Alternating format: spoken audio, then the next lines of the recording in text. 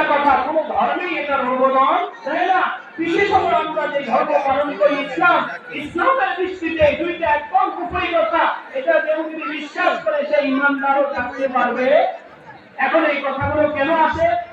এই কথাগুলো আছে ক্ষমতা কেন্দ্র করার জন্য, ক্ষমতা দখল করার জন্য, রাজনৈতিক স্বার্থে, ভোটের স্বার্থে বিভিন্ন ভাবে বিভিন্ন সময়ে শব্দগুলো বেশি চর্চা হয়। আমার ভাই বন্ধুরা, সকলের কাছে অনুরোধ করছি, আমি প্রথম আমার যে ভূমিকায় বলেছি, আমি ব্যক্তিগতভাবে অন্তত সেই মত বিশ্বাস করতে পারবো। সবাই মনে আছে? এটা হলো দ্বিতীয় একটা কথা।